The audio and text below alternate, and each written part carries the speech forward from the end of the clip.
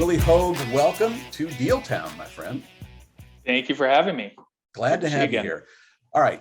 I know your story. I know all about you. I got you figured out.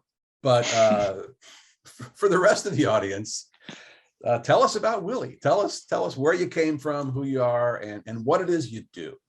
Yeah, so I was born and raised in Chicago, and that is where one of our offices is. I'm the co-founder of Tether Advisors. We are a national advisory firm for tenants, by and large, clients in the healthcare arena, medtail, scaling fast nationally, who are recently got a capital raise or have private equity or VC, and really need to grow and have brick and mortar for consumer facing, brand defining presentation. And I think for us, we're looking for the sustainable occupants of the future for brick and mortar. That is what has led us into more medical retail. I came from Mid-America Real Estate, which is a strong regional retail real estate firm here in Chicago. And more, a lot of our clientele was specializing in healthcare and medtail. Mm-hmm. So at the same time, obviously, a lot of our landlords and investors we knew we're seeing a winnowing out pool of users for their space, especially credit users with dynamic ideas that weren't going to be fly-by-night restaurants or entertainment groups. We really wanted a brand to call our own. Mid-America is very strong on the traditional retail channels, but who we were seeing, the new class of tenants, was very different and had very different needs. That being the Oak Street Healths of the world, a senior primary care group that just recently went public last year. ATI Physical Therapy, who one year we got 110 leases signed with them across the country, which meant we were working 250 deals for them. Aspen Dental, some of the old guard of these medical players who were coming into retail and really saying to the consumer, we want to be on your forefront of mind. We're not destination doctor. We want to weave seamlessly and integrate into your busy lives. So when you need an urgent care and when you need, your dentist, you're thinking of us because we're near your main grocery, your main intersection that has the Starbucks. And I will say it was good that we went and started our own firm when we did, because the brands and the destigmatization of some of these taboo healthcare ideas that were hidden in the shadows are now definitely coming out to the forefront of Main Street. And whether it's mental health, women's health, behavioral addiction treatment, all of these groups are coming out of the shadows and saying, we are a brand and we want to expand very fast, and we need brick and mortar to meet our patients where they are. So we think we're very good at scaling these brands. We know that brick and mortar real estate is, as you know, one or two, the biggest line item albatross for these groups. You can't make a mistake, and you need to quantify the cost going in, because if you do make a mistake, you're sunk before your ambition of 20, 50, 100 locations can be materialized. So. Right. Well, and maybe at the end of this conversation, because we want to talk about the deal stuff first, maybe we could touch real quick on why the pandemic was quote unquote good for medtail and what the past couple of years has meant to medtail. So let's maybe touch on that at the end. But as you know, we have this audience of people who are franchisees and multi-location corporate tenants and other brokers in some cases. And we hear it all the time. People talk about how if you say something to somebody like, oh, what's a typical deal for you? What's an average deal? Everybody always says there's no average. There is no common. Like every deal is different. And I know you've lived it and you've got a few stories to share. So let's start off by talking, and do me a favor also and define what a micro hospital is for people who might not know. But I know you got a story about a deal you did recently with a micro hospital, and how it came to be, and how the neighborhood, I think, came to maybe accept this this hospital in their area. So take it away. Tell us about that story. Yeah. So I think number one, before I get to micro hospital, the idea of a typical deal, I'd be interested to hear what others say. But I wish there was a typical. Yeah.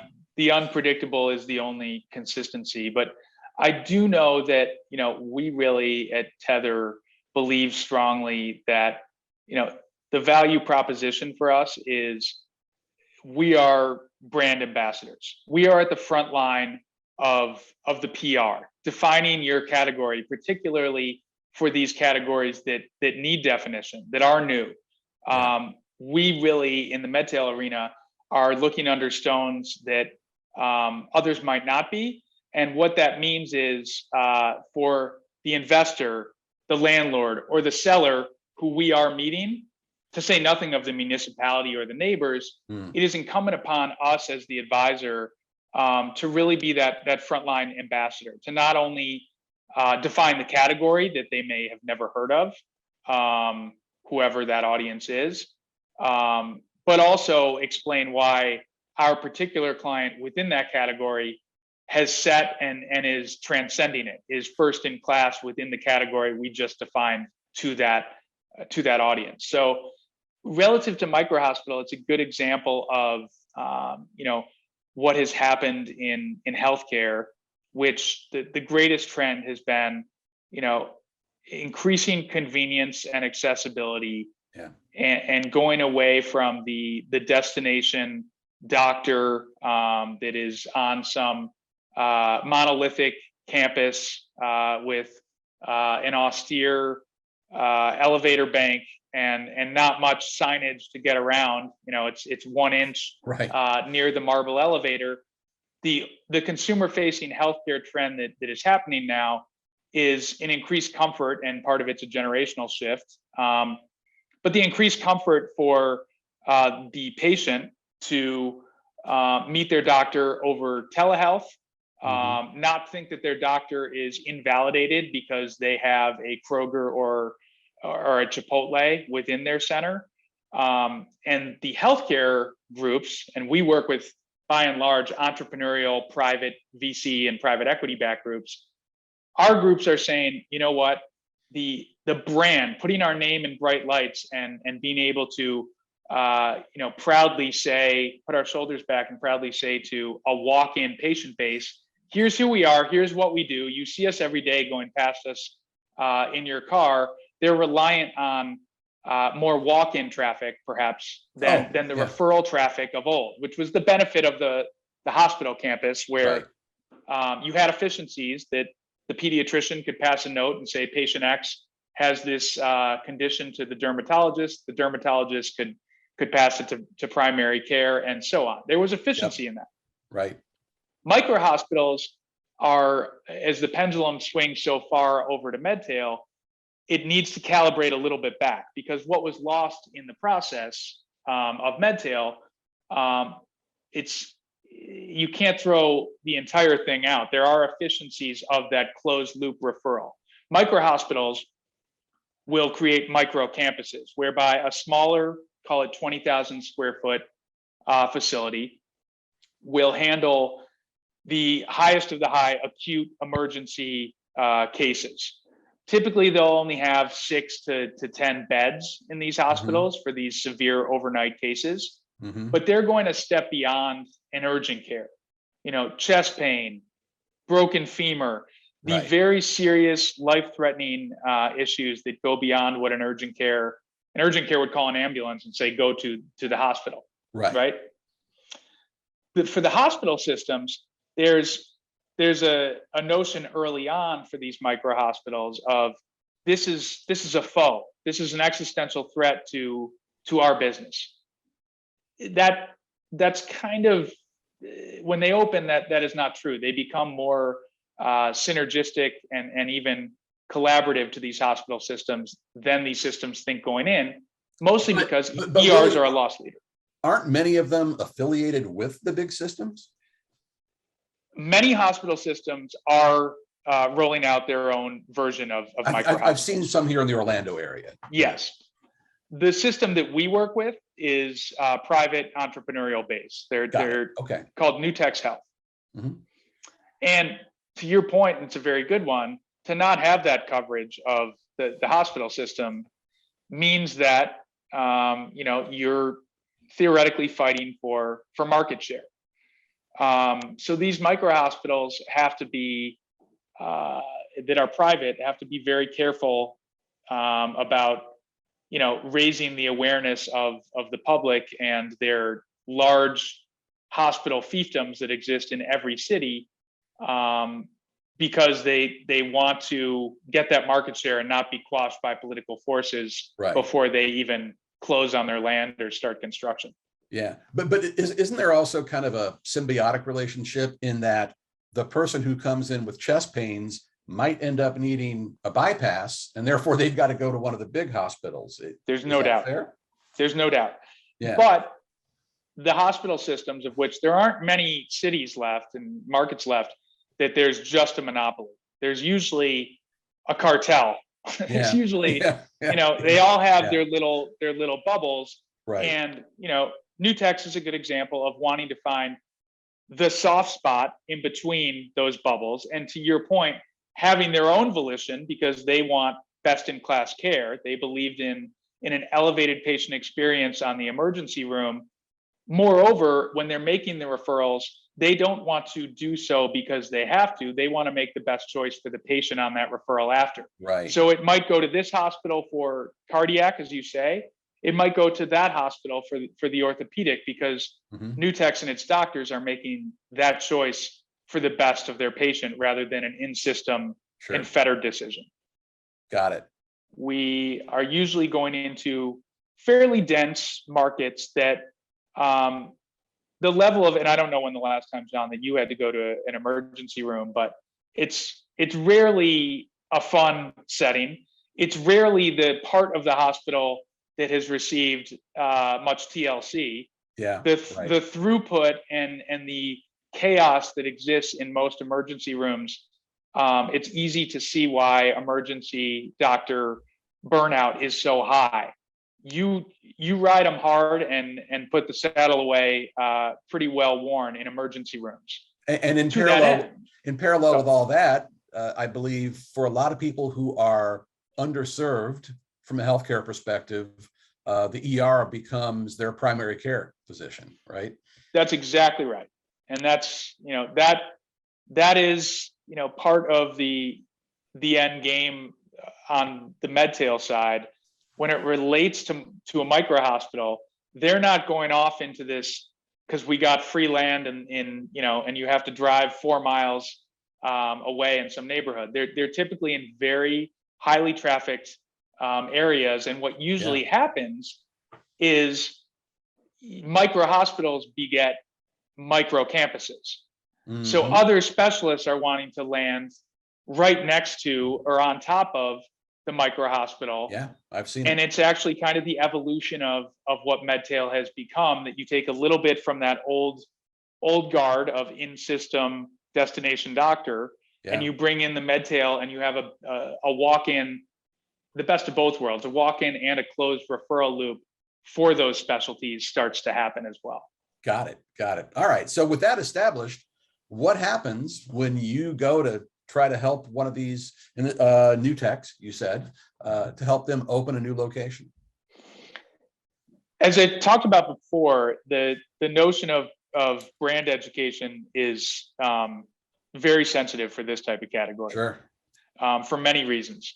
And I have to balance that out and grease the skids and light up the runway for all of the bodies, governmental and residential, surrounding any site or retailer. If we're locating near a Walmart who's worried about XYZ and people in bandages and gauze around their head, it's sensitive. There's a high level of preemptive education that's needed. But I also have to be very sensitive to not telling too many people, but talking to the right people, because we do need this to be fairly clandestine, that we don't give some of these systems or lobbying bodies a year to come out of the woodwork and, exert their Yeah. influence, Right. to dissuade the approvals that are needed. And in this particular deal that I recently did with Nutex, we And were actually, sorry, before you no, move on, let me ask you this. So as part of your education outreach during this process, are you going to city commission meetings, meeting with zoning board members one-on-one, meeting with HOAs? Like to what level are you getting involved in this education? way too involved, doing everything but picking out the ceiling tiles and Somebody has to. out there landscaping myself. Yeah. But it's, to your point, yes, it's all of those things. We Got it. need to be able to handicap. And as a Midwestern boy, there's a kiss the ring nature to anything Yeah. that goes on. To keep the trains running on time, you better talk to the right governmental authority. Right. Right. In this particular case, we had identified a deal that was under contract. Now Nutex only needs about 2.5 acres to build their 20,000 square feet, fairly low parking ratio. They're very sensitive to, they're creating a brand. And actually just this week, Nutex Health Holdings went public on NASDAQ. Okay. So they're very savvy when it comes to, as an entrepreneurial micro hospital, really having forefront of mind and creating the biggest drive time catchments means getting close to a highway, getting billboard, and getting branding. So we're looking for real estate that, is similar to maybe what a smaller IKEA would look for. Mm-hmm. And within that, as you can imagine, it's fairly competitive with a certain amount of categories, hotel being the most obvious. Yeah. This particular deal was right off Layton Avenue and I-94, which is just to the west of the airport and just south of downtown Milwaukee. Very dense. Fairly urban, fairly close to the city center. Yes. Not suburban. Not suburban. The fact, to your point, that it was urban means that we're going to have a lot of cooks in the kitchen. Aldermanically, zoning, it is not zoned for our use. And on top of that, we have a generational stigma to what is going to go on with this land, because you have a condo association and residential housing buffered right up against this property. Setbacks are limited. Access into the site is limited, meaning this residential street, you can't put retail there. You can't put restaurants. You can't serve liquor on this site because there's a high school just down the street. Got it. We have all of these factors going together. And when we had approached the seller, the land was under contract to a hotel. This was one of one. There was really no other secondary option for meeting all the check marks that this land had. And I had done enough due diligence and homework behind the scenes with both civil engineers that were local and the alderman who I became friends with. And, he actually writes me at like 3 o'clock in the morning sometimes. It's become almost a pen pal relationship after all this time. Yeah. We really needed to properly handicap where the deal in hand was with the seller. And I needed the alderman to also see us as a respite, a lifeline for the hotel use that he didn't want. And the neighbors didn't want either. Got it. But they were still going to go through with the whole process. And I needed him to be an ally and really understand that our category was going to be an amenity to the neighborhood. This meant, showing elevations. And by the way, I couldn't just show an elevation. I showed an elevation to him of the first class building that Nutex puts together. And he said, there's a palm tree there. So you're obviously not putting that here. Oh. And I Good said, eye. okay. I said, okay, Yeah. we really have to have every detail nailed down. And it was a good reminder because I need a maple there. exactly, that's right. Yeah. I love that you have just the Midwest arborist Yeah. perspective. But the attention to detail was acute, and I knew how many parties the BOZA, Board of Appeals for Zoning, the State Department of Health needs to approve any micro hospital that goes to Wisconsin. Mm-hmm. The alderman has aldermanic privilege, and he's a new alderman. He's not going to come in, and this has been one of the most talked about generational pieces of land, and approve something that he, gets tarred and feathered for downstream. And on top of that, he said, when we're ready, I'm going to need you, little broker boy, to act as, basically land planning development and sell this to the neighbors at a high school hearing. Your job is never done. It's never done. No. And also, let's pause real quick here, because this can't be just me. It's got to be other people in the audience as well. I have now today learned the word aldermanic. I was not aware of I can imagine the purview of an alderman, and now I know there's a term to describe what that is. So if you're not aware of that, that means that you're going to enter the pearly gates. Once you've crawled through the swamps, you know the term aldermanic and aldermanic privilege. Yeah. It was a situation where all these forces together doing this due diligence, and really it was more than a tri-party agreement. It was coalescing a number of forces to do two things: exert influence on the seller to understand that we were going to be the path of least resistance. It was talking to the neighbors, and a neighbor would come up to me with a sheet of paper and say, I'd really like to be considered to be your property manager, or my sister is in IT. Can you please put me in touch with the right person? I'm not voting yes or no right now. I just want you to get me in touch with the right person. My brother-in-law owns a nursery, and I can get you 80 maple saplings. That's right. That's right. We can ship in palm trees. I know someone in Winter Park.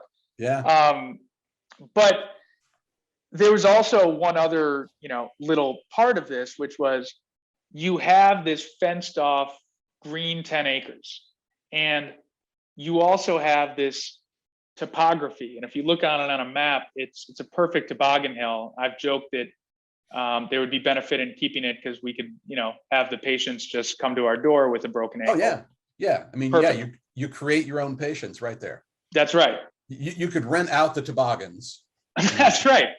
That's industrious. I've done everything else on this deal, so I don't know why I wouldn't start a lemonade stand or rent out toboggans. Yeah.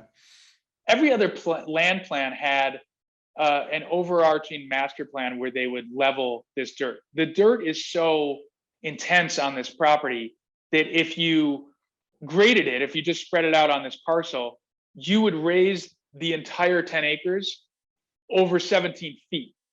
Wow. So it's a lot. What's in there?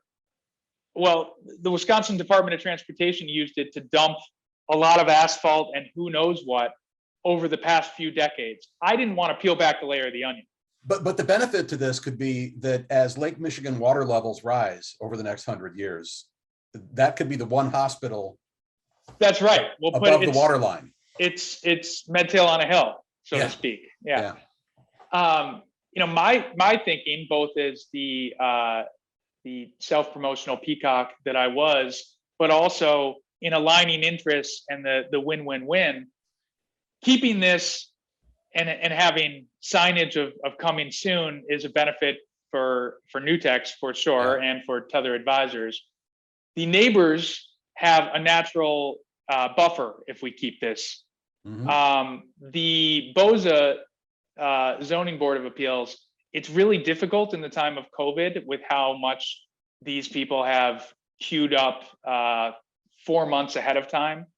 Zoom approval hearings. I did not want to boil the ocean. It was, let's keep it all about Nutex, and let's keep that hill until some later date. It's going to be the path of least resistance for all parties. And we needed to show that. That had not been shown before. Every previous over the past decade had envisioned leveling the hill. We got 10 acres. Why are we going to cut our nose to spite our face? We need to use every single piece of this. Yeah.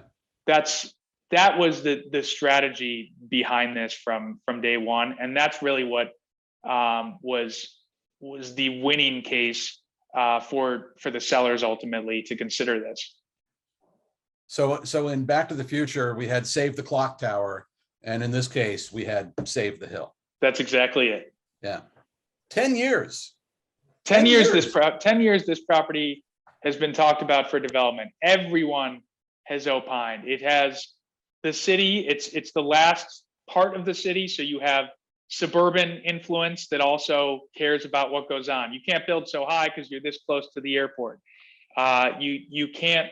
There's no curb cut in off of Layton Avenue because it's so close to the interstate that category to category, the only thing that could be done was medical retail. And within that, it had to be density that had enough jobs coming in. You had to tell the story of it not being noxious, that it wouldn't be throughput. Yes, we're 24/7 Nutex, but no, we aren't going to have ambulances coming in at 3 a.m. If anything, we'll have ambulances going out, educating the constituency that we are going to be the driver for other jobs and other specialists to land. If we do our job right and you approve us, you will get a first-class development. We will save the hill, but the type of jobs and the type of first-class development you're going to see around here is going to make you proud that you waited this long and opined this much on the future of this development. So correct me if I'm wrong, and give a different take on this if I don't have it quite right, but it seems to me then that the big takeaway here, if there's a major lesson for tenant rep brokers or developers, it sounds like it's be empathetic. Don't go into these things selfishly, thinking only about what you want to accomplish. Be empathetic, think about the neighbors and the town and the highest best use, and look at all sides of it, right? I think that is always key. I mean, Tether, the soft skills that we believe are important goes into the long-term vision. That this deal, keep in mind, this deal, I made a normal land brokerage fee. For the amount that I made on just this deal, if I considered it, it was well below minimum wage. Right. But you know what? The relationships and the reps and the muscle memory that I've gained from this, to say nothing of with Nutex Health, who, as I said, just went to NASDAQ. Now they're saying their board is saying, can we repeat that same vision and strategy? Tether, can you go find us, other markets and other deals, right? Yeah. The long-term vision here is two-sided. If I ever do my next deal in Milwaukee, I've got nothing but connections and friends. No deal is the deal in and of itself. If you do it right and take a long-term approach and have some bedside manner and listen, it's going to pay dividends down the road. You just don't know it yet. You're making the investment. That's right. Yeah.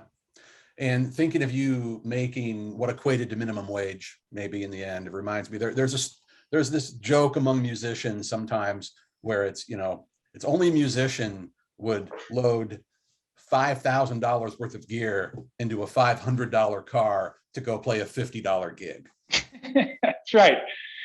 Although I will say, with your guitar in the background, the love of that game is a hell of a lot better than these neighbors who still call me when there's a Doritos bag on this property near a bus stop and say, "Hey, Willie, can you come up and clean it?" Yeah. I would think a gig would be a little bit more rewarding. It's a little more rewarding. The point is taken. Fun. Hey, bring those neighbors some cheese curds. Okay. That's right. That and ranch up here. Cheese curds and ranch. Got to double down. That's so good. All right. Thank you for that. I so appreciate that story. And I tell you what I'm going to do, because we actually ran, I think maybe a little bit long on that story, all good because it was all valuable. I might end up doing a 2-part Willie Hoag arc here on the podcast. And Oh, so love it. I think You what don't I'm need going to to do, supplement my ego. There's more than enough to go around. and maybe your aunt-in-law will appreciate it That's as right. well. Did I have that right? Yes, that's Your exactly right. aunt-in-law. Yes. Okay. All right. So I tell you what, we're going to wrap up episode 1 right here of the Willie Hoag arc. And thanks for being here. I Yep. really appreciate it. Any parting words, any parting shots? Always appreciate that you guys at Leasecake take time to, understand the nuances of what can seem the most simple business and oftentimes becomes the most complicated. You guys always have a really great ear and understand and contextualize what it is to be a tenant rep advisor. And I really appreciate it. Awesome. Thank you. It's a mutual admiration society, my friend. Awesome. Thanks. Thank you.